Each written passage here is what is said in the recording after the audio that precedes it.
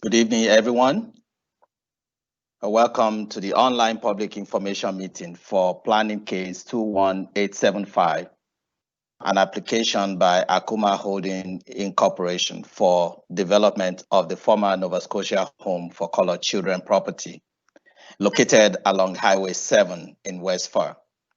My name is Ayo Aladijebi, and I'm the Senior Advisor from the HRM African Nova Scotian Affairs Integration Office. We appreciate everyone joining us today in this virtual format. This is the first public meeting that the municipality has hosted online due to social distancing requirement and the COVID-19 pandemic. We look forward to your participation in this meeting and feedback on the proposal. And for those connected to the meeting via phone, please be aware that there will be a 40-second delay between what you hear on the phone and what you see on the webcast online. We recommend you follow the presentation slide linked on the website instead of connecting to the webcast. Next. Before we begin today's presentation, we would like to acknowledge that we are in Mi'kmaq, the ancestral and traditional lands of the Mi'kmaq people. HRM acknowledges the peace and friendship treaties signed in this territory and recognizes that we are all treaty people. We would also like to affirm that we are in the decade for people of African descent. African Nova Scotians are a distinct founding people in our community who have been a key part of Nova Scotian culture and history. We acknowledge that African teachings, strength, and perseverance continue to challenge and inspire our community. Special thanks to the Akoma Board, Victims of Institutionalized Child Exploitation Society, Voices, Nova Scotia Decade for People of African Descent, and African United Baptist Association of Nova Scotia, AUBA, for their guidance and advice in developing an inclusive public engagement program for Akoma Holdings proposal. Next.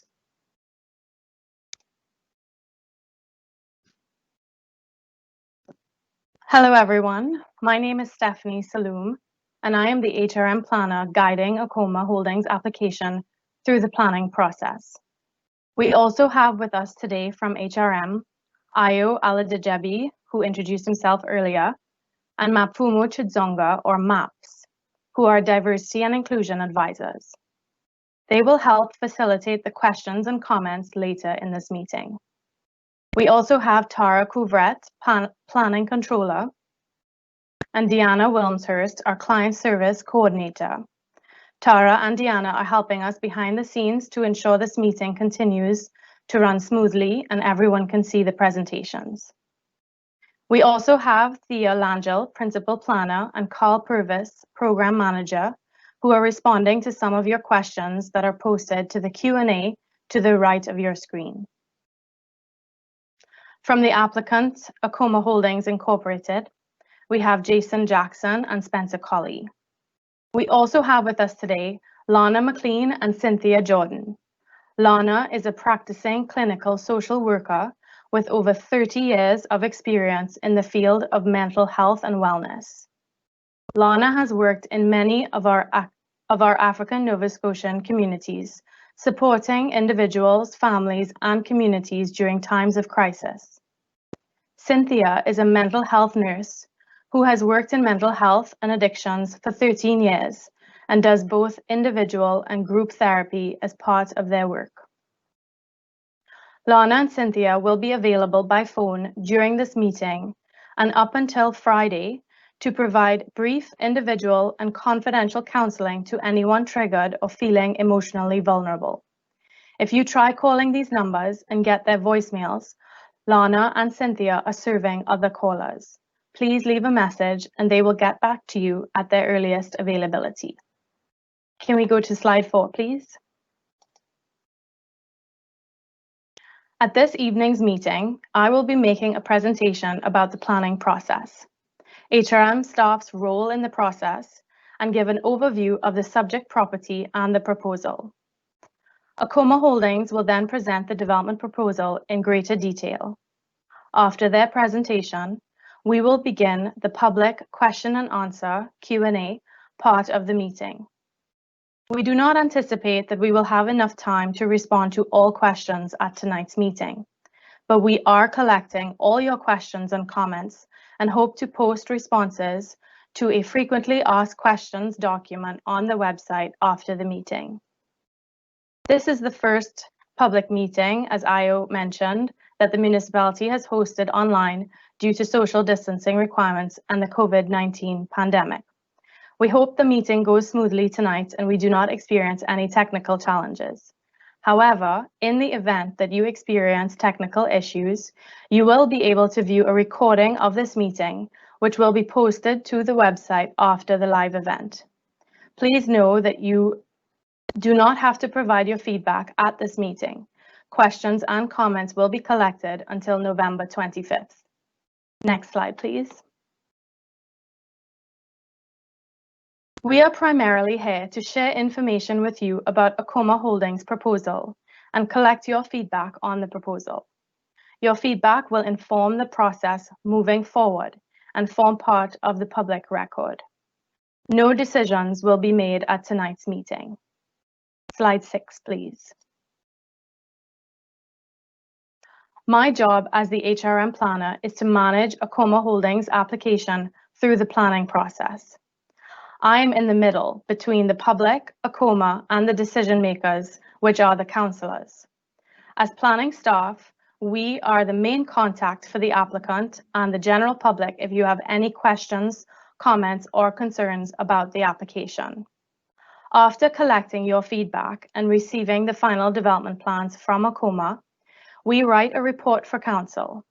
In this report, we include a recommendation on whether we think the application should be approved or not, but council makes the final decision to approve or refuse the application. Slide 7, please.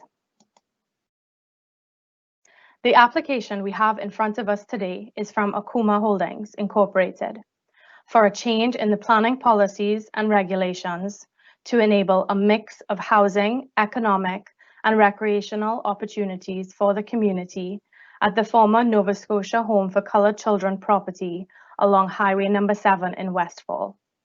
Slide 8, please.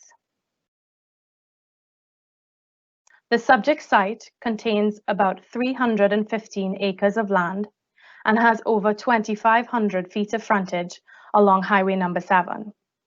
There are several buildings that exist on the property, including the old home, the former superintendent's cottage, the Henry Bald Centre, which was originally an elementary school for residents of the home, the Wade or Watershed Association Development Enterprises building, and there are 2 group homes run by the Akoma Family Centre. This photo is of the old home, the exterior of which has been recently renovated. Slide 9, please. These are some photos of the subject property that were taken this month. The photos show the old home building, the Wade building, the Henry Bald Centre, and there's also a community garden on the property today. Slide 10, please. The subject property is surrounded by a mix of commercial, residential, institutional, and community uses. Most of the buildings in the area are about 2 to 3 stories high. Besides what is shown on the screen, there's also a mobile home park across the street and the Graham Creighton Junior High School nearby. Slide 11, please. The subject property has significant Nova Scotian historical and cultural value, being the former Nova Scotia Home for Coloured Children site. The home was first incorporated in 1915 and was intended to provide care and refuge for African Nova Scotian children that became the responsibility of the government. Around this time, children of African descent were not welcomed in white care institutions. The opening of the home in 1921 was celebrated with a gathering of over 3,000 people, including a procession of dignitaries and community leaders. This was the largest gathering of people of African descent in Nova Scotia since the arrival of Black Loyalists in 1783. In 1948, the Henry Bald Elementary School was built on the property for residents of the home. Over the years, the home fell in disrepair, and former residents suffered systemic and institutional racism, neglect, and abuse at the Nova Scotia Home for Colored Children. The home formally closed when two group homes were built on the property in 1978 and 1979. In 2006, the first regional plan was adopted, which was intended to guide and direct strategic growth and investment in the municipality. At this time, the zoning and regulations for the property changed to protect the lands for future development. Former residents launched a class action lawsuit revealing poor living standards and the abuse endured by residents of the facility, which led to a formal apology in 2014 from the province to former residents, and the introduction of the Nova Scotia Home for Colored Children Restorative Inquiry in 2015. In 2014, there was also the first review of the regional plan. The planning policies applicable to this site did not change through the first review of the plan. Akoma Holdings was also established in 2014. They acquired the assets of the former Nova Scotia Home for Colored Children Board of Trustees. In 2018, HRM planning staff received an application from Akoma Holdings to change the policies and enable development of this property. Council gave staff the authority to continue processing the application. The restorative inquiry final report was released in 2019. Earlier this year, in 2020, the second review of the regional plan began, and more recently, Council endorsed the Road to Economic Prosperity, an African Nova Scotian Economic Action Plan, which includes specific actions to support the Akoma-led development plan. Slide 12, please. Most of the property is zoned urban reserve, which intends to reserve or protect the lands for future development beyond the life of the regional plan, that is beyond 2031. A relatively small portion of the property along Highway number 7 is zoned for low-density residential, community facility, and highway commercial uses. As the current relevant zoning and policies limit development of the site, Akoma Holdings have applied to change them. In addition, most of the property is located outside the water service area, which is the area hatched in green. Akoma has also requested to extend the water service area to this property. Slide 13, please. Akoma has a 7-stage development proposed for this site, with an open space area towards the center of the property. Akoma will provide greater detail on what is proposed, but they are essentially requesting changes in the planning legislation to allow a mix of residential, commercial, and recreational uses, an extension of the water service boundary, and lifting the urban reserve regional planning policies. Slide 14, please. There are 2 projects underway that are considering Akoma's proposal. If you wish to get more information about these files and keep up to date on the progress of these projects, here are the 2 file numbers that you can search on the halifax.ca website. Case 21875 is focused on phases 1 to 4 of the proposal, and case 22257 is a larger regional planning project whereby phases 5 to 7 and the open space area are being considered. Slide 15, please. Today, we are focused on getting feedback on phases 1 to 4, as Akoma wishes to allow for the occupancy of the former home building around its centennial date of the opening of the home. Phases 1 to 4 also include Akoma's immediate and medium-term goals for the property. Akoma will provide more information about what is proposed in each phase in their presentation. Slide 16, please. We are currently in the middle of the planning process at the public engagement stage. After this meeting, Akoma will have an opportunity to make revisions to their proposal based on the feedback received today and up until November 25th. Staff will then prepare a report for council, which will be available to the public. A public hearing will be scheduled whereby the public will have an opportunity to express their view on the proposal directly to council before they make a decision on this matter. If you wish to be notified about a future public hearing, please email me your mailing address or stay informed through the application website. Slide 17, please. I will now invite the applicant, Akoma, Jason Jackson and Spencer Colley, to begin their presentation. Thank you. Good evening. My name is. I've been on the board of Akoma Holdings and Akoma Family Center. I am also a member of the property committee and I live in East Preston. And I am Jason Jackson, also on the board of Akoma Holdings, Akoma Family Center, and a member of the property committee. I live in the community of Lake Loon. Thank you all for taking the time to join us this evening. Next slide. As Stephanie from HRM has already stated, Akoma has 315 acres of property, of which the majority has been zoned urban reserve. As much as we would love to have URB designation lift from all the property, we will show you visions of the majority of the property and phase 1 to 4, which HRM is prepared to consider at this time. Turn page. Next slide.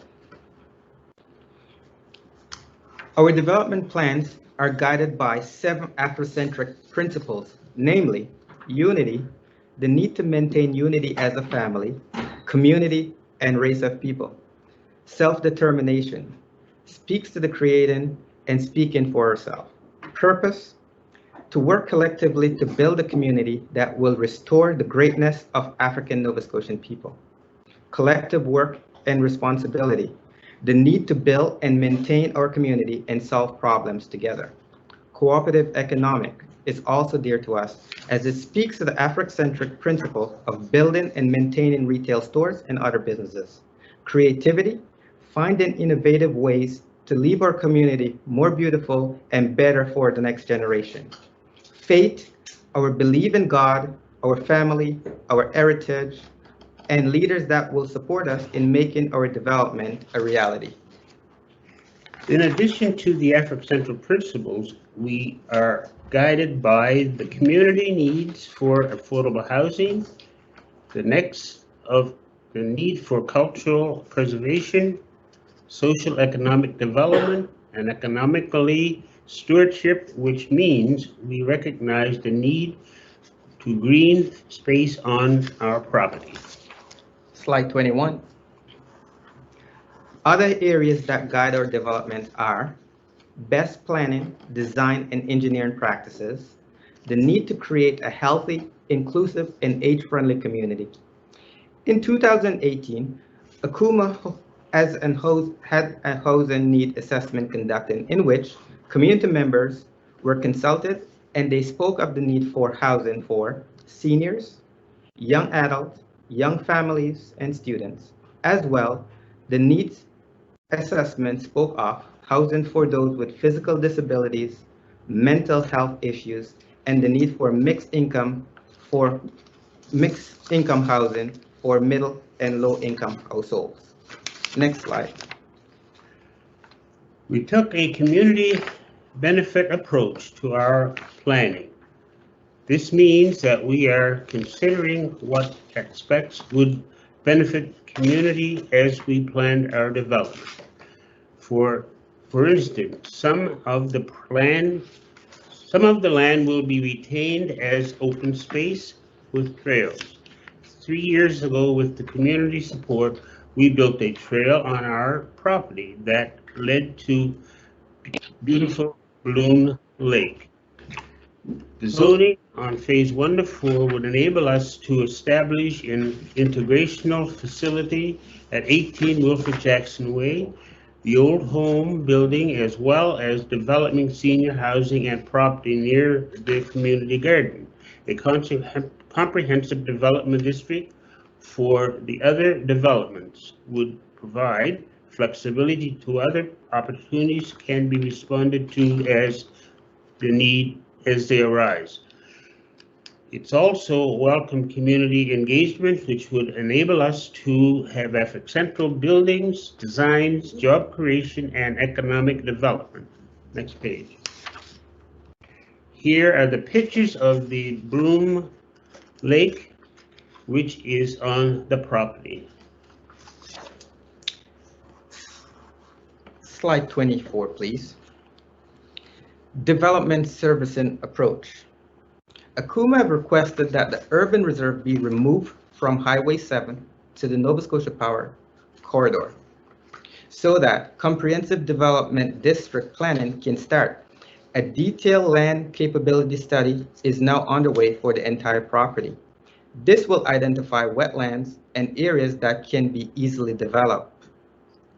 Our development servicing plan uses modern private treatment system and will connect to central services if these services are extended along Highway number 7. Slide 25, please.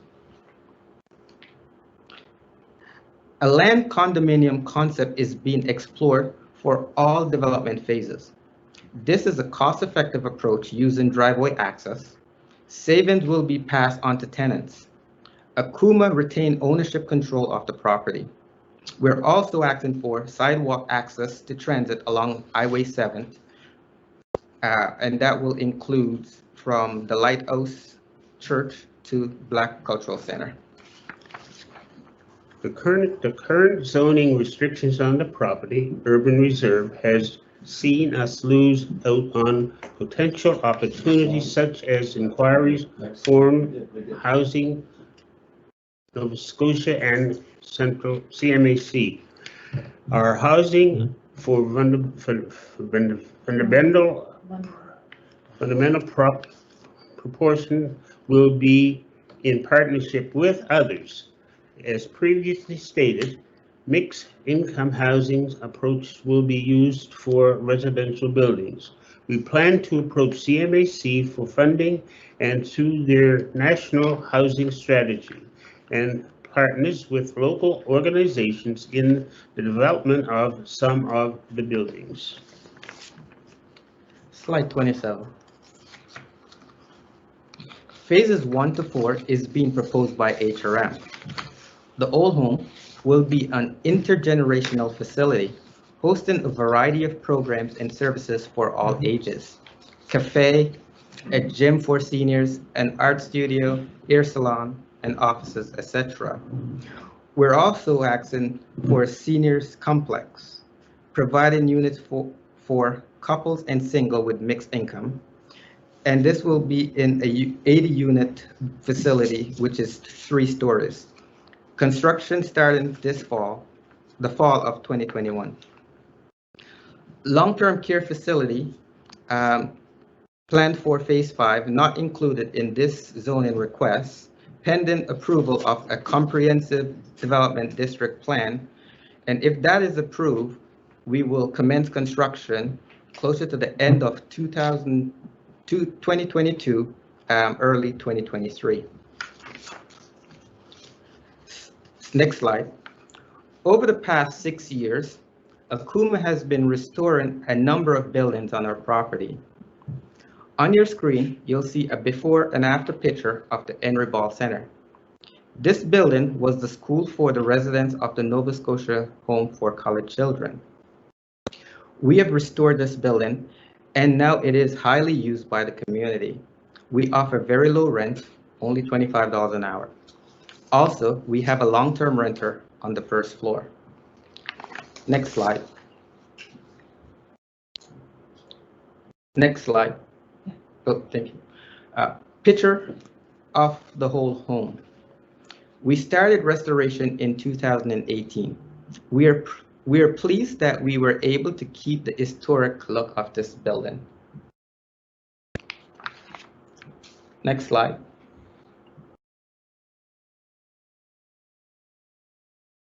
This is our community garden, an eye-catcher to anyone driving past it on Highway 7. We celebrated 10 years of bountiful harvest this year.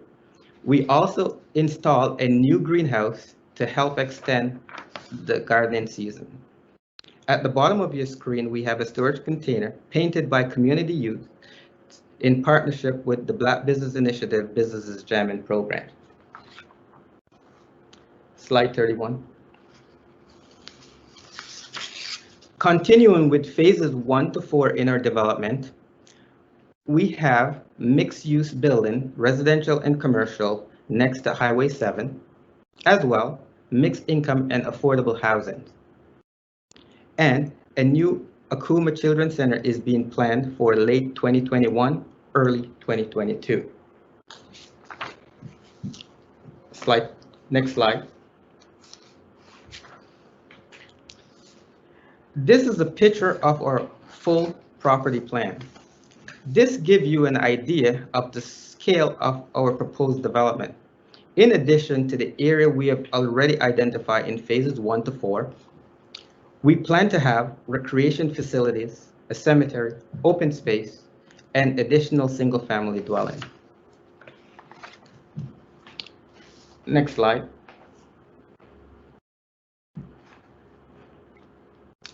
In order to make these plans a reality, the Akoma Board have enlisted the service of a few folks to assist us. David Harrison, who is a planner, our project manager. David has vast experience in affordable housing, most recently working with Affirmative Ventures in Dartmouth, project manager for Main Street Center.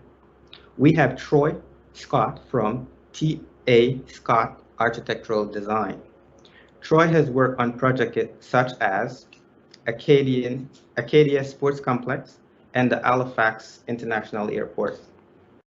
We have Jeff Pinion from Able Engineering Services. Jeff has been provided information on the best type of septic treatment system for our development. The team will be available to answer your question this evening. Again, we thank you for being with us this evening and appreciate your support as we continue to increase services to the African Nova Scotia and surrounding community. Thank you.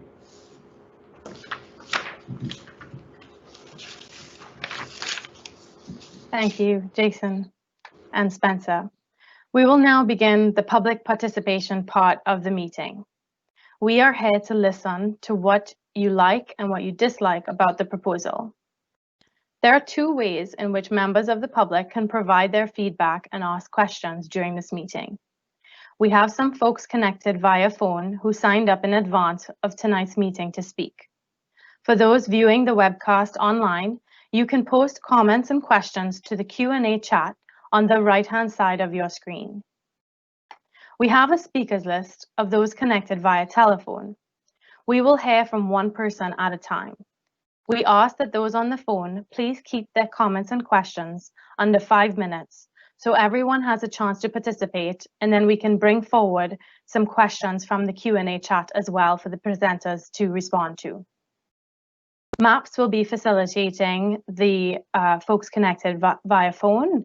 When MAPS calls your name, please select *6 to unmute yourself.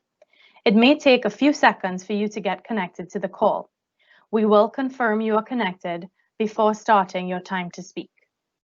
Please provide your name and community for the record. For those watching online, please feel free to type a question in that Q&A chat. Planning staff will attempt to answer some of the questions in the Q&A chat, but any unanswered questions will be brought to the presenters after those on the speakers list get a chance to participate.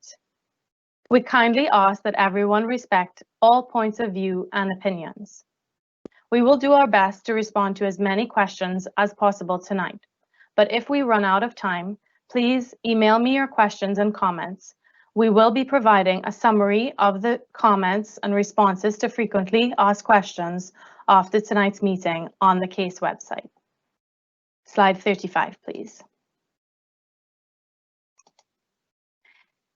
If you wish to listen to the conversation and provide feedback after tonight's meeting, please feel free to contact me or post your comments and questions to the online forum on the website. The website for this file is shapeyourcityhalifax.ca/Akoma NSHCC. Thank you in advance for your participation. Slide 36, please. We will keep this slide up during the Q&A part of the meeting. Here are some examples of topics that may help with the discussion and that planning staff are seeking your feedback on. Thank you. I will now turn over to Maps to call on the first speaker from the public. Good evening, and thank you for joining us. We appreciate your time and your energy that you've committed to this session. There will be likely a small delay as people unmute themselves, so please bear with us. I have a list here. Although some people may not have been able to join us, I'll read their names out regardless, and we will wait. Hopefully they will be able to join us. The first name on my list here is Dave McCulloch. Dave McCulloch, please press *6 to unmute yourself, and we will check if we can hear each other. Can you hear me? Hi, Dave, I can hear you. Yes, thank you. Please go right ahead with your question. Okay, thank you for the opportunity, Stephanie and Matt and Jason and Spencer for the overview and the presentation. It's very helpful. My name is Dave McCulloch. I'm the multi-unit client solutions specialist for Nova Scotia for Canada Mortgage and Housing Corporation. And I worked with Veronica and Akoma on the study in 2018 for the community housing needs, and more recently through our seed funding program to provide some support for some of the studies required for potential development of the site. And really just wanted to join tonight to reiterate our support for working on this project, and in particular to say that I think when we look at the objectives and the outcomes that we're trying to achieve with the National Housing Strategy, this kind of development and the way that it's being proposed to be done, being led by the community, and all of the benefits for the community and the local economy, it hits all of the key things that we're trying to achieve with the National Housing Strategy. So just wanted to say that I'm happy to continue working with Akoma on this. Very excited about the possibilities for funding, capital funding under the National Housing Strategy. One thing that was mentioned in one of the slides was that the project was declined for the Rapid Housing Initiative, and actually the Rapid Housing Initiative hasn't been launched yet. It will be by the end of the month. So it's still a possibility, but it actually leads straight to a question that I did want to ask, which is, given that some of the programs, and the Rapid Housing Initiative is a good example of one, are time sensitive in terms of the availability of funds, and even from a general sort of planning approach, and not municipal planning, more of a budget planning approach for those programs and funding, it's really key for us at CMHC to have a good idea of when municipal approval would be likely to be finished, so that we can have a good idea of when the work will start and we would start advancing funds. So there's a very long, complicated segue into asking, do we have a sense of when approval could be achieved or will be achieved for the initial phases of the project?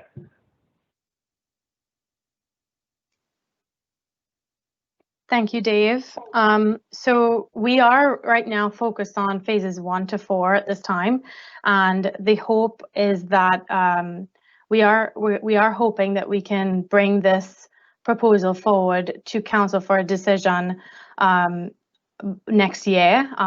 There may the first, I guess, more immediate and medium-term goals, which is within phases 1 to 4, it may be split into 2 reports because Akoma is really trying to see if they can achieve occupancy of that former home building before the centennial anniversary of the opening of the Nova Scotia Home for Colored Children. So we're hoping to get a report to council for that part, phases 1 and 2, towards the summer of next year. And then phases 3 and 4 may come forward slightly after, but hopefully before the end of next year. Okay, thank you, Stephanie. And thanks, everyone. I say again, I really look forward to working with everyone on this. I think it's a great project.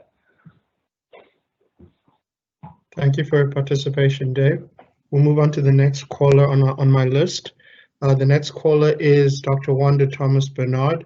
If you could please state your full name, the community that you represent, and go ahead with your question. Again, you can press *6 to unmute yourself, and we'll check if we can hear you.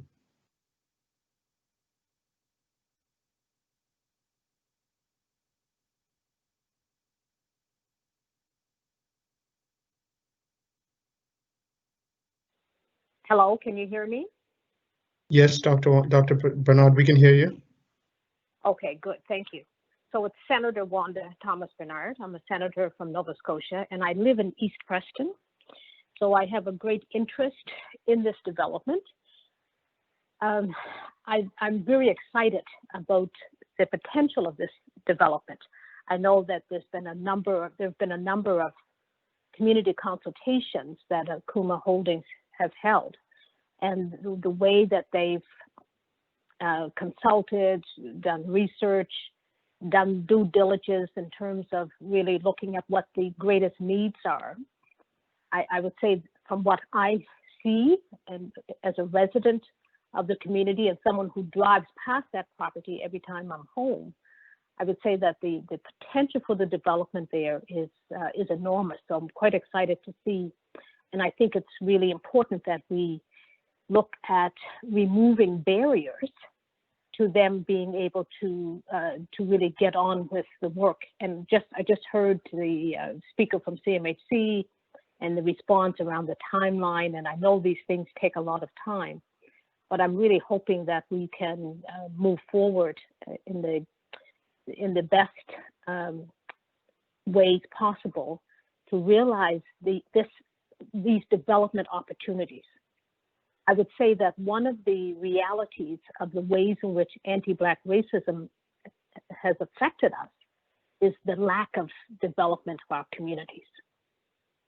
And the development of this property would be a significant step in the right direction. Now, one of the questions I have is around the city sewer system. And this is an issue, I remember studying this issue over 40 years ago, looking at the lack of access to the City of Dartmouth sewer and water systems. And I know that there have been some changes. I believe Cherry Brook now across the road has access. So I'm wondering, why can't this be made available to the Akoma property?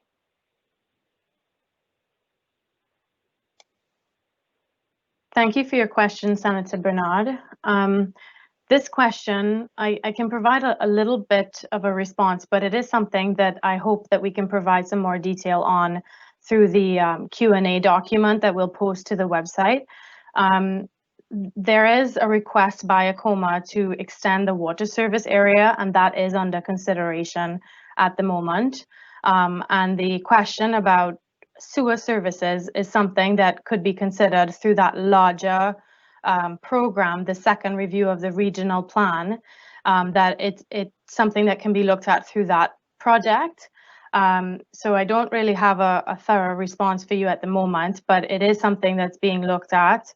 And I hope I can give you some more details to that through that question and answer document that we'll post to the website. Today, we want to really focus on what Akoma is proposing for this site in terms of the uses and whatnot. At the moment, they're proposing to extend the water service area with on-site septic systems.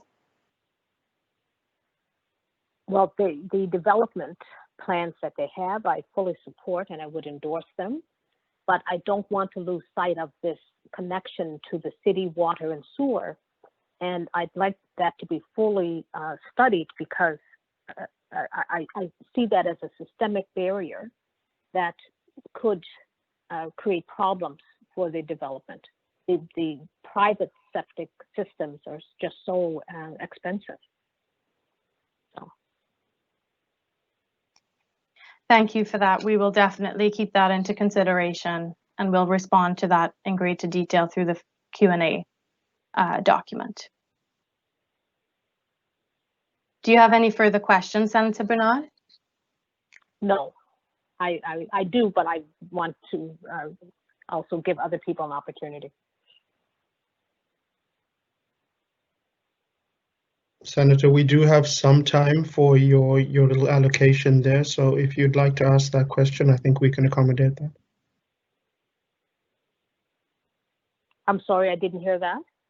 We do have some time for your allocation there, so if you'd like to ask the question, please go right ahead. Oh, yes, okay. So I heard from CMHC their interest and support. And I'm wondering if the Akoma has any private industry support for the development. Thank you for that question. I'll actually direct that question to Akoma if they would like to respond to it.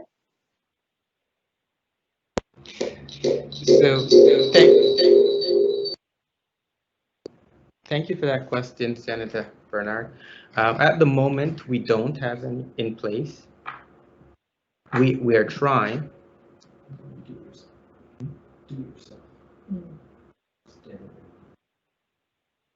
It might be useful. Senator Bernard, I'm Troy Scott, the architect for the project, and the intent for the project is to try and help the community leverage the value of the land to gain and use that asset as to gain the funding. Yeah.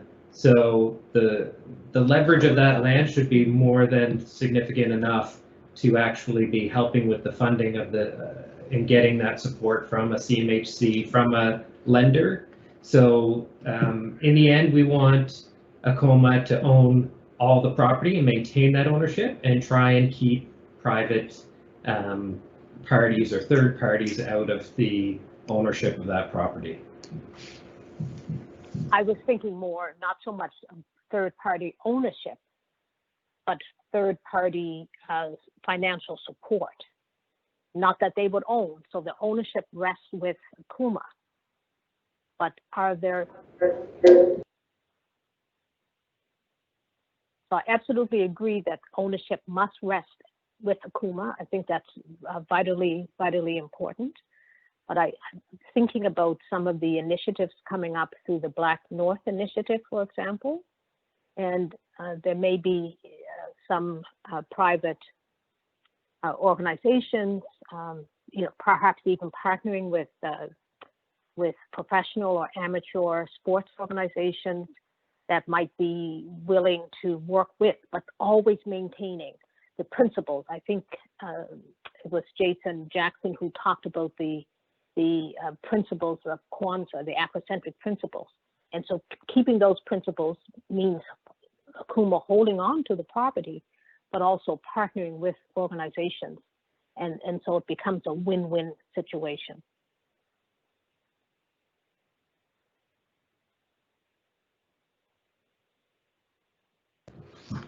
Senator Bernard, this is Dave Harrison. Thank you for the question on private industry involvement. The Comprehensive Development District approach allows us to engage the community on each building, not only on the design of buildings, but on the development process.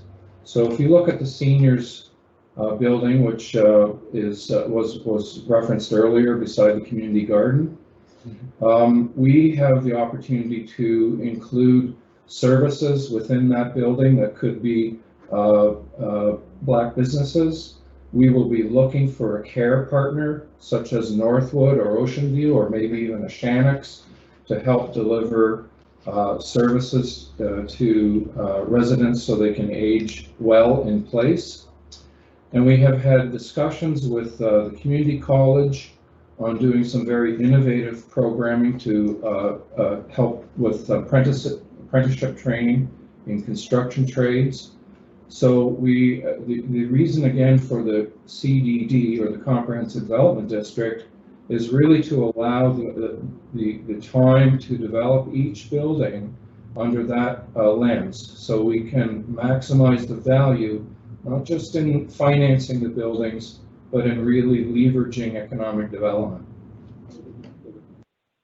Community economic development is so badly needed in the community and the Preston townships and other Black communities. And I believe that Akoma could really lead the way. And so whatever strategies need to be put in place to remove the systemic barriers, I think it's important that that happen. And I want to commend the board for their leadership in this area. I know that previous boards have looked at the development of the property over many, many years. But I think you're well positioned now. At this point in time, you're well positioned to move forward. And I sincerely hope that HRM will remove barriers so that you're able to do that. Thank you for the time to participate this evening. Nanny, dream shack. Thank you for your comments and questions, Senator Bernard. I'll be moving on to the next name on the list. The next person on our list is Theresa Pride. Theresa Pride, if you could please press *6 and we can check if we can hear each other.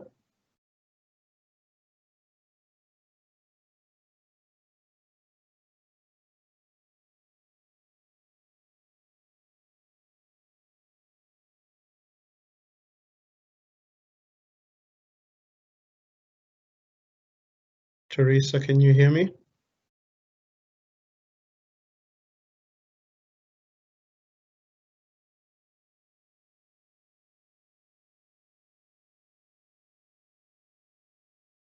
I can see Theresa's number here showing up as a participant, but if you're unable to mute yourself, maybe we can try again. I'll move to the next participant. I have Vanessa Fells on my list. Vanessa Fells, if you could press *6 and unmute yourself, and we can check if we can hear each other.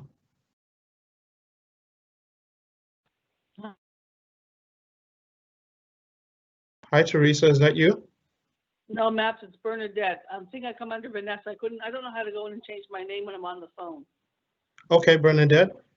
Yes, good evening, everyone. Thank you for the presentation, both from Akoma and the planners there. And I have a few questions. The first one I think has been answered, but I'm going to just want to reiterate. Am I to understand that phases 1 to 4, it sounds like they're not going to be finished until the end of summer?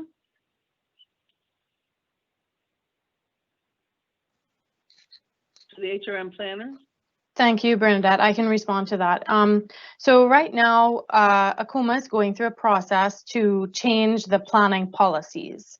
So once, when we talk about the timeline into next year, the HRM timeline is getting a report to council with the new planning policies that Akoma is requesting, and for council to make a decision on changing the zoning and the policies.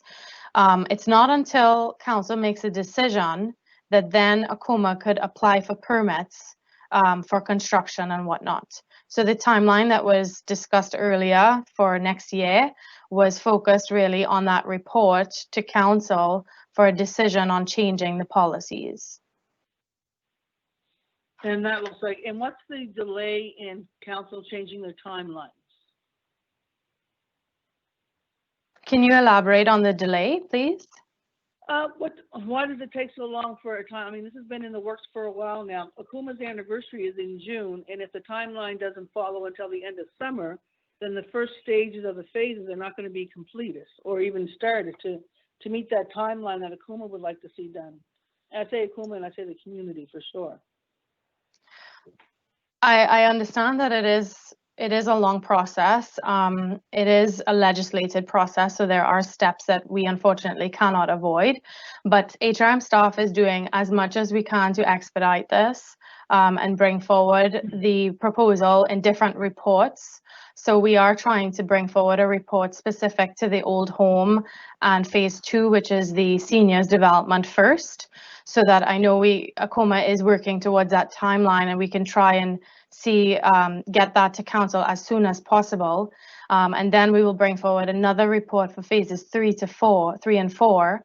And then the subsequent phases will be brought forward through the other project, regional planning project. So is there anything that community can do to put pressure on HRM to, I know it's legislated, to increase the timeline? All I can say is we're doing as much as we can. We're expediting this as quick as possible and being very mindful of the deadline that Akoma is trying to achieve. So we are doing as much as we can to put forward that report, but there are steps like today's meeting where we need to get public feedback. We cannot avoid some of the steps in the process. Is there documentation on your website that talks about how many reports and how many phases, so the public's aware of the process and how long this process is taking? And possibly there's time for a change for such an important project as this to be done, to be taken 2+ years, even in the development and the first stage of asking. It seems to be a little bit prohibitive. And looking at other developments in the city that have gone a lot faster, I'd be interested into knowing if I can follow any documentation that shows the length of time it takes to get such a development as this done. So if you can direct me to the steps that council has to take to get through this, that would be helpful. There is a document on the website that has the steps of the planning process, and we did present that as well in this presentation. So it just shows these are all legislated steps in the process. But after tonight's meeting, we're going to actively work on trying to get those amendments or the policy changes drafted and start working on that report. But we definitely need to get the public feedback before proceeding with the process. So what's the next step in public feedback after this conversation? So after tonight, we've left a few weeks for people to spend some time and think about the proposal and be able to provide feedback after tonight's meeting. And once we receive all the feedback, we will provide that to Akoma, and they can choose whether or not they want to make any revisions to their plans. And then we write our report, and there are a couple different groups that need to see that report before it gets to council. But that's the timeline that that's the process that we have to follow and that we are trying to get done as quick as possible. So is that the November 25th deadline for the public to respond to? Yes. Okay, and then who are the other groups that have to look at the report before it goes to public or gets to Akoma again? So before it gets to council for a decision, it has to go to the Harbour East Marine Drive Community Council, which is like a subset of the entire regional council. And it has to be reviewed by a couple different departments at HRM. So that's the part that we're trying to expedite so that we can achieve the timeline. And what was it, Harbour Marine Drive? Let's say the name of the company again, or the division? Harbour East Marine Drive Community Council. So this is on the website, and I can direct that to you after the meeting. Okay. And then the other departments that has to go through HRM, are they on the website also? Yes, I can provide. I don't think it's very clear, but I can add that information on the website. That's no problem. Okay, that would be great. And my last question would be whether or not the planning department of HRM is supporting the comprehensive development district that Akoma has set forward. So right now we're focused. Sorry, go ahead. Sorry, go ahead. Do you No, want as to it finish your relates question? to- I just want to say, as it relates to an Afrocentric approach and having an Afrocentric lens to this development process, because it's not a normal process. And being from the Black community, we need to see things through our lens, not a general lens. So I'm wondering if that is being taken into consideration through all of this planning. Absolutely. So right now we're focused on what Akoma is proposing. So the land uses, the driveway access, the streets that they're proposing. I think Spencer had mentioned a sidewalk, or maybe it was Jason. Those points that are up on the screen right now, that's what we're focused on, the what piece. And then after tonight's meeting and we get the feedback from the community, HRM staff will work with Akoma to figure out the how piece. And the how would be the planning tools, whether it's rezoning, a comprehensive development district. There are other tools that can be considered as well. So right now we're just focused on the what is being proposed, and we will work with Akoma to determine what is best, the how, and what planning tool best suits the development that they're proposing. Okay. All right, just let me gather my thoughts about that.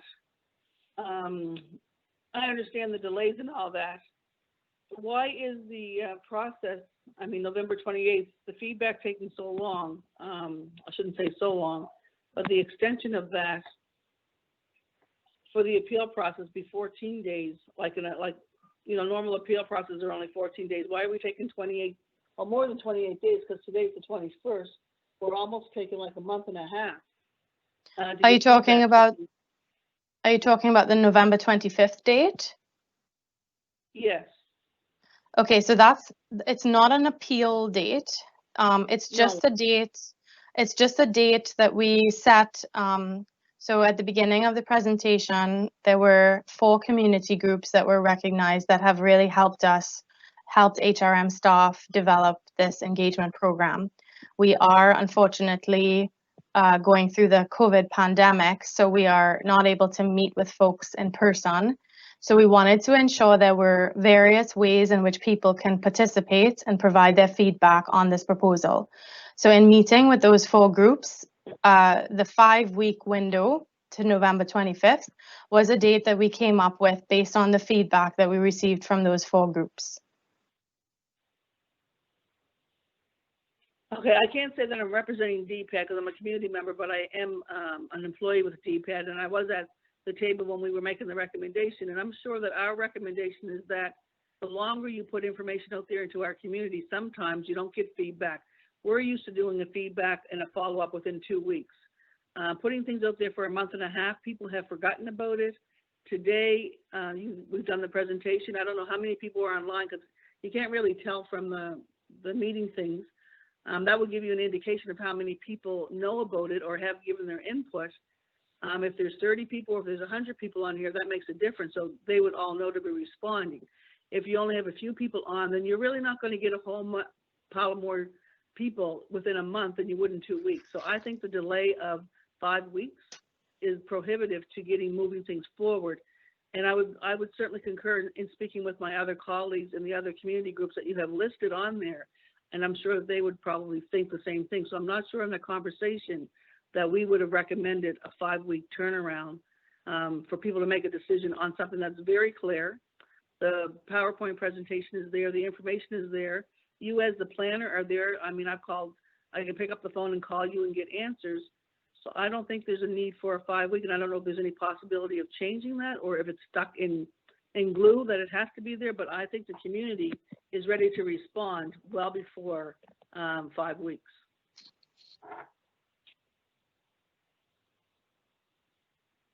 Okay, thank you, Bernadette. Do you have any further questions? That's something that we will think about moving forward. Do you have any additional questions? No, that covers all my questions, unless I hear somebody bring up something else that triggers something. But thank you again for your time and being able to participate and support this wonderful development that would only help to enhance as an African Nova Scotian business that is struggling to be seen in the general population of the community and the general stores and streets of Halifax and Dartmouth. I welcome the opportunity to bring Black businesses to Dartmouth.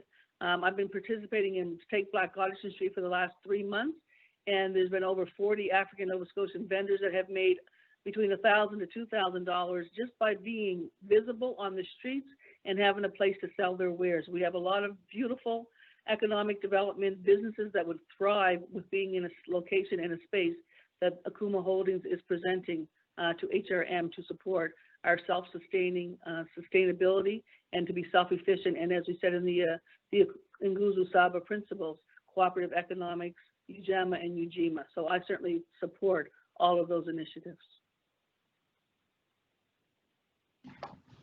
Thank you. Thank you, Bernadette, for your comments and questions.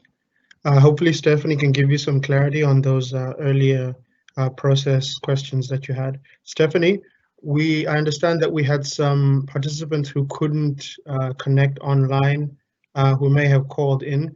Did you want to open up to questions from them? I think we will see if they.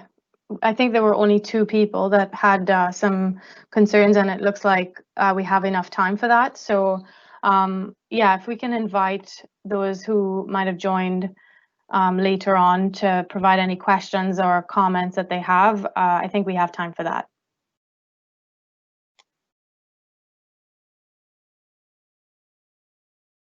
Okay, if we have any callers who had questions who were unable to connect, please press *6, introduce yourself, and we will see how we can respond to your questions. We had 2. Sorry, before we do that, Yep. Maps. There were 2 people, so we can call. We can call on. Actually, I think the first one was Bernadette. So Bernadette. And Tony Smith was the other. And Tony or Voices, if anyone from Voices has connected via phone. Okay. If anyone from Voices or Tony Smith is connected with us, please press *6 and we can see if we can hear each other and hopefully respond to your questions, concerns.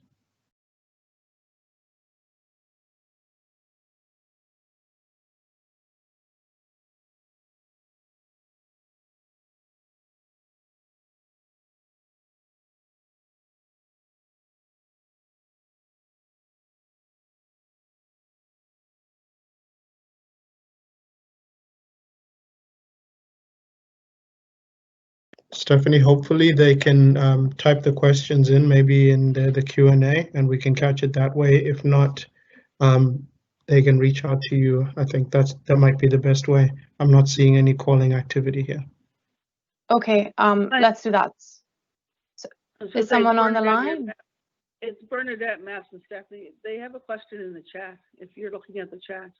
Yeah, so I think now we will move to IO to bring forward any questions in the chat. Okay. Thank you very much, Stephanie and Maps. We do have a few questions here in the queue, so I'm gonna go through them one at a time for our review here. Okay, bear with me for a minute. So the first question here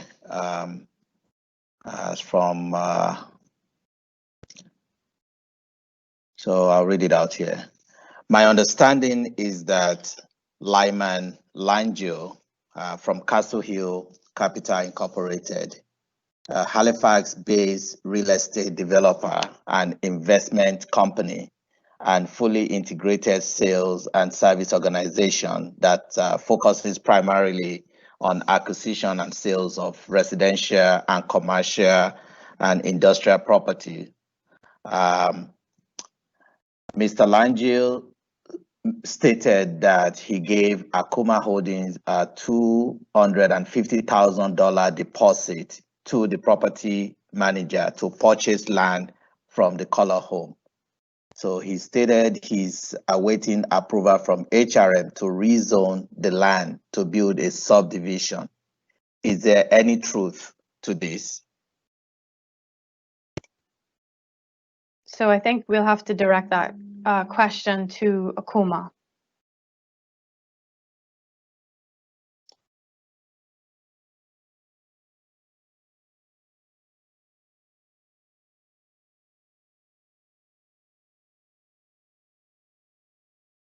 Go ahead. Is anyone? Yeah. Yeah, it's Veronica Marsman, property manager. We received $250,000 on an application to federal government under Canada 150.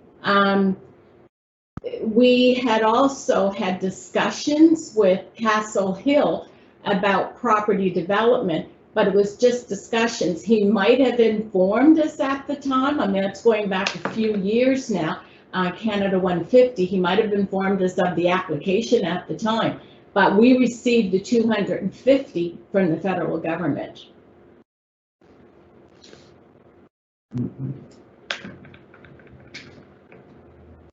All right. So I'll proceed to the next question. So the maps, so this is, I think this is in reference to the maps that was shown during the presentation. So the maps show a connection to Gibbonson Drive in Linwood Estates, but there doesn't, it doesn't seem to, oh, sorry there. So another, have questions are coming in. So read that again. So the map shows a connection to Gibbonson Drive in Linwood Estate, but it doesn't seem to appear to be any reference to such in the text. Is this connection planned? So that's the question.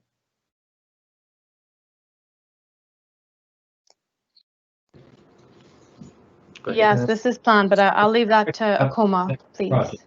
So Gibbonson Drive has always been set up as a possibility of extending it, and HRM has maintained ownership of the lands that go to the back end and start at the property for Akoma Holdings. So the intent is that that street would be continued and would give that community opportunity to get to Main Street through the property of Akoma Holdings. Stop right there.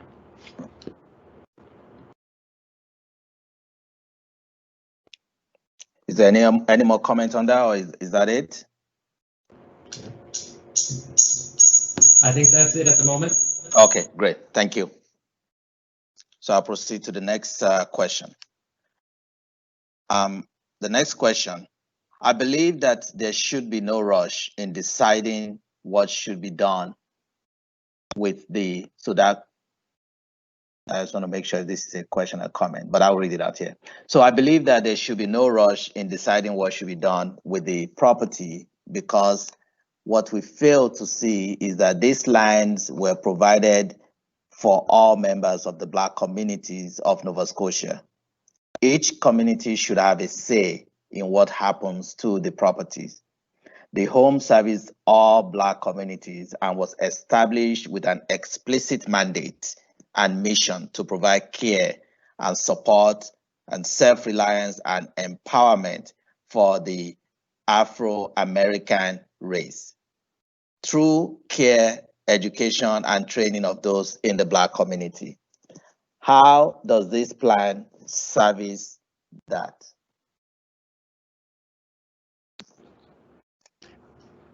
Okay, this is Jason. So as stated in our presentation earlier, our development is guided by the 7 Afrocentric principle. So we do have that in mind with unity, and we're working collectively with the community.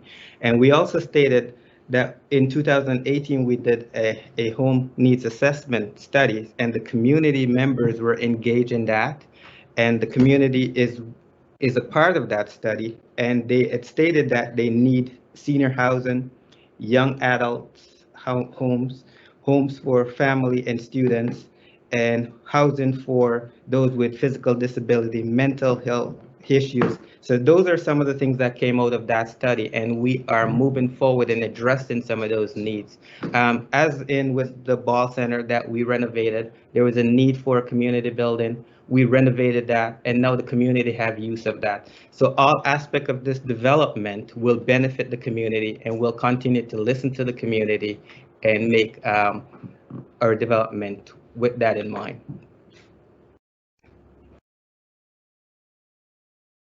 Thank you very much, Jason. So I'll go to the next question. So the next question, multiple questions in this one here. So what might the timeline going forward be? So that's the first question. Who decided on the phasing of this application? And will this phasing expedite the development or delay it? And Council approved the following motion. 1, it says direct staff to initiate a process to consider amendment to the Coal Harbor Westphal municipal planning strategy to allow the appropriate adaptive reuse of the lands containing and surrounding the Nova Scotia Home for colored children. So the question is making reference to the council motion that was approved. So, and the question that goes with that is, what might the timeline going forward be? 1, who decided on the phasing of this application? And the last question, will this phasing expedite the development or delay it? So I can respond to that, Ayo. Thank you for the questions. The timelines, I think we answered that question already about the process and the 2 different programs or projects that the proposal is being considered under. But as far as the phasing goes, so the phasing is something that's determined by Akoma, the applicant. And what we as staff have been doing is trying to work with Akoma to determine the most expeditious route forward to get to council for decision on their proposal, which is why you will find that the proposal is going to be split into different phases, or I should say different reports that go to council will speak to different phases of the development, and it's not being considered through one report.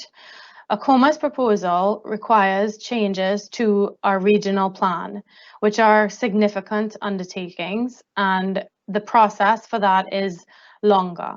So because of that, we are working with Akoma to determine how they can achieve their timeline and also satisfy the legislated requirements of the planning process.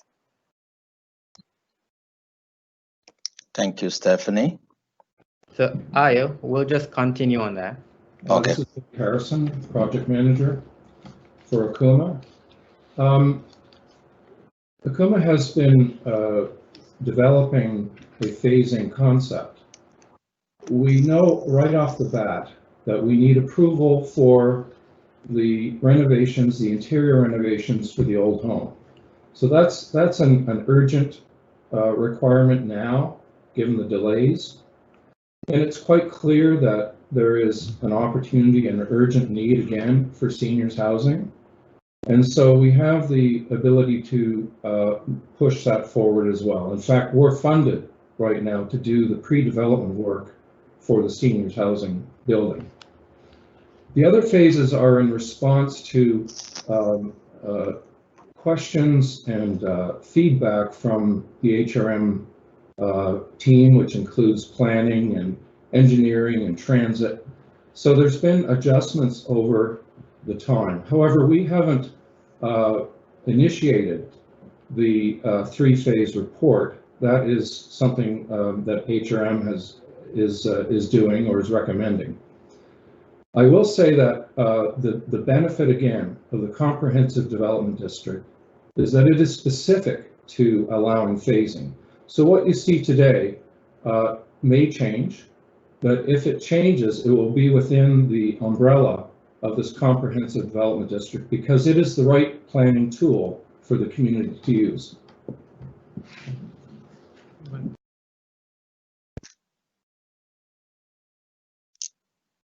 Thank you very much.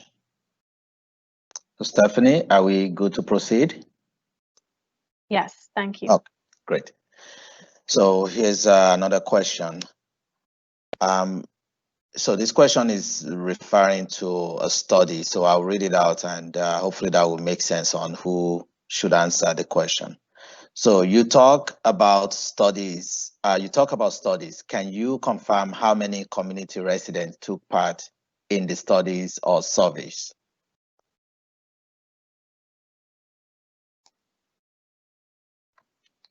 I'll direct that to Akoma.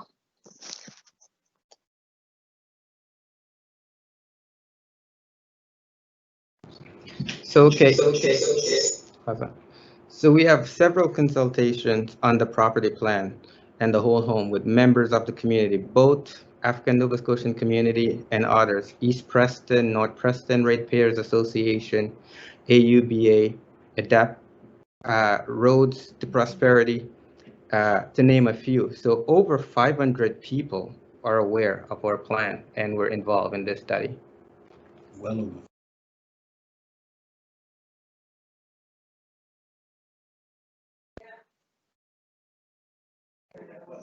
Thank you. Thank you, Jason. That's pretty much all the questions that we have right now in the queue. Okay, can we just hold off a minute? Because I think there's someone that's been trying to connect, but they're having some technical issues. So if we can just hold on for 1 minute, please.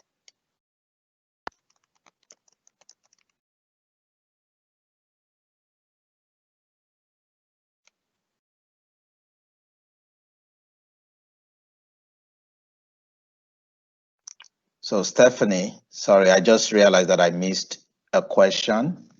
So I'm just going to go through the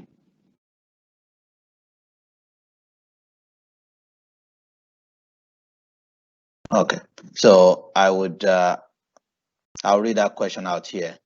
So this, so the home property was incorporated in legislation by private member bills in 1915. It was deemed advantageous to the interests for the purpose of securing and establishing lands and building for the care, education, and proper training of members of the Afro-American race.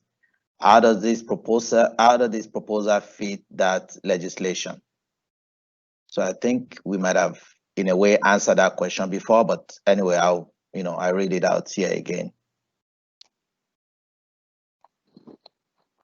Aya, can you repeat the question? I'm sorry, I'm not seeing it. Sorry, so I'll read that again. So it says the home property was incorporated in legislation by a private member's bill in 1915. It was deemed advantageous. Hello? Hi, Tony. I think you are connected now, but we're just getting through a question. If you could just stay on the line and we'll call on you in a minute. Yes, thank you. Thank you. So I'll read that from the beginning again. So the home property was incorporated in legislation by a private member's bill in 1915. It was deemed advantageous to the interests for the purpose of securing and establishing lands and building for care, education, and proper training of members of the Afro-American race. How does this proposal fit that legislation?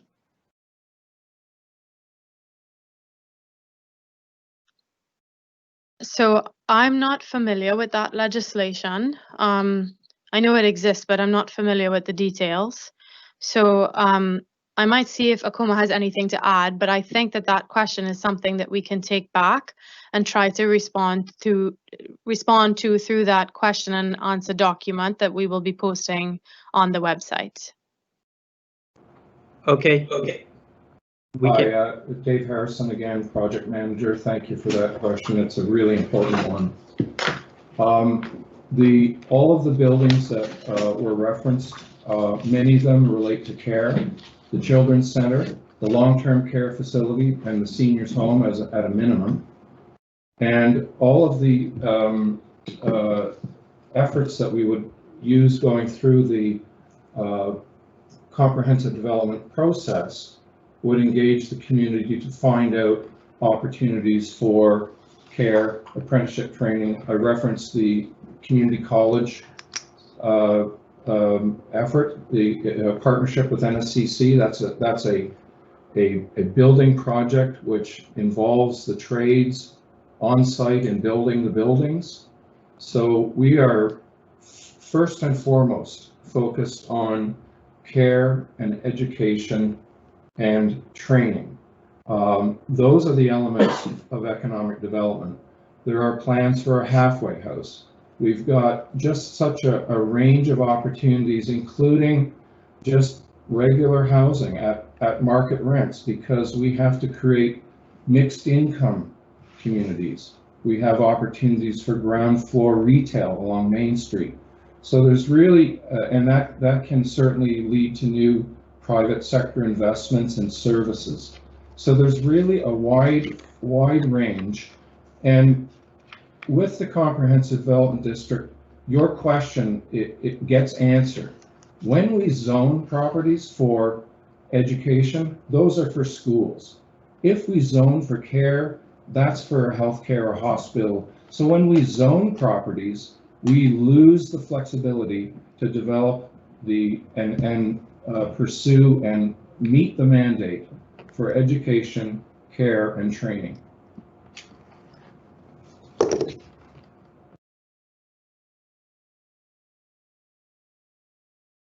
Thank you very much for the response to that question.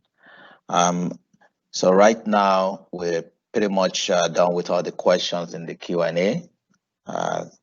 Thank you to all those who submitted a question for that session. Thank you, Ayo. I think we will invite Tony Smith is on the line now. Tony, you can press *6 if you would like to provide any comments or ask questions to the presenters.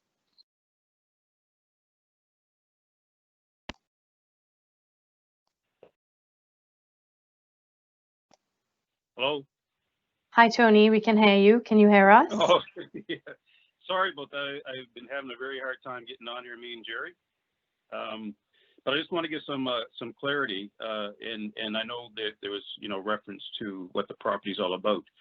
In the Private Bills Act of 1915, in the interests of the said corporation for the purpose of securing and establishing land and building for the use of education, proper training for the members of the Afro-American race. There was another bill that was amended in 1978, and it says the same thing, deemed advantageous for the interests of the home for the purpose of securing and establishing land and building care, education, and proper training for members of the Black Afro race. And in part of that same bill, there was an amendment that if the property was to be dissolved, it would be in the event of dissolution or winding up the home, the assets remaining after payment and liability shall be distributed to the African United Baptist Association or any other charitable organization with the object of the care and protection for the Black Afro race. We are Voices. I don't know if people know what we are, but we're victim of institutional child exploitation society. We had a court settlement of the abuse that we had suffered at the Nova Scotia Home for Colored Children, and we also received an apology that they, well, I'll just leave it there. The reason that the land in and of itself was given to the Black community to meet those needs. When they dissolved or didn't completely dissolve it, the Colored Home only exists in name, but all the assets was taken over to Akoma. They changed that part of that was in the act about where the land will go. So right now that land does not belong to the Black community, and I hear that there's things that are being done to rectify that. So that's very important. But when you're looking at developing that land belongs to all the Black communities throughout the province.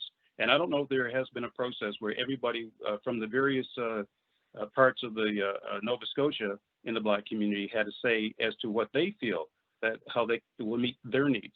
And I think that in the best way moving forward, we got to have complete transparency to be more inclusive. And I know that this is the approach that you're taking, and that it would have to be done properly, because there's a lot of people that has a lot of passion for that, for the institution. It was one of the proudest moments in Black history. Unfortunately, what we suffered is bad, but when we went through this process, we had a restorative inquiry, and hopefully we were to look at dealing and addressing these issues during that time. And unfortunately, that institution did not show up in honoring their apology.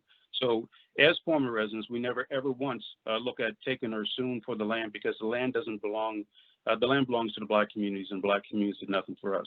So I think it's very important that when we do move forward, that other people in the various Black communities don't feel that they've been not included in the SEER process, because we'll be repeating the same negativity that we have done to get here in the first place.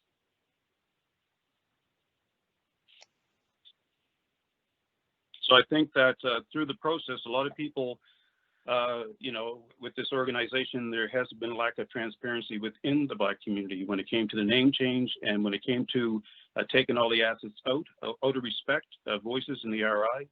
We went to the AUBA to let them know, because they've been very strong in getting this home together in the first place for kids like us. We want to let them know that the Nova Scotia Home for Colored Children does not exist. It only exists in name only. Thank you for your comments, Tony. We do want to focus on the development proposal that's in front of us. So through this process, through this engagement, the public meeting that we're having tonight, as well as allowing for that 5-week feedback window, we are hopeful that the information about the details of what Akoma is proposing can reach out, or can be folks who are interested, whether they live in the immediate area or not, but have some connection to this site, yes, can see the information, can have some time to process it and ask any questions and provide feedback on it. So do you have any further questions, Tony? Yeah, I would say I said that because I was hearing some people talking about the timeline and rush, and I know that it's very important. I think there's a lot of good ideas and things that are going there. I'm not discrediting any of that, but I think it's most important that whatever time we need to take to make sure that there's inclusiveness with the various Black communities, I think that would be the right way to go. If people feel excluded, I think it will create problems within the Black community. So that's why I'm making that statement, because historically that's who owns that land. Thank you. Thank you. So I think we have reached. Go ahead. Stephanie, we have one more comment, and it's just in response to that. I mean, it's very unusual for a HRM process to go beyond its borders of the municipality, but in this case, through this process with HRM, just to let you know, Tony, that the process has included organizations outside of that, and we're fully aware of it, and we are interested in feedback to be posted over this 5 weeks. So certainly, you know, our desire is to move as quickly as possible, but we do understand that this is the process that we're in at the moment, and we look forward to your feedback. And others.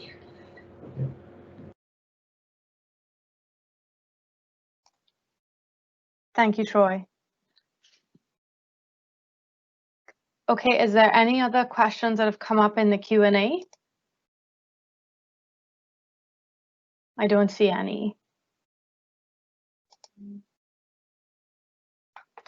Okay, I think we've reached the end of our meeting. We want to thank everyone who has participated over the phone and all the viewers online. We really appreciate you joining us tonight, and please feel free if you have any further questions.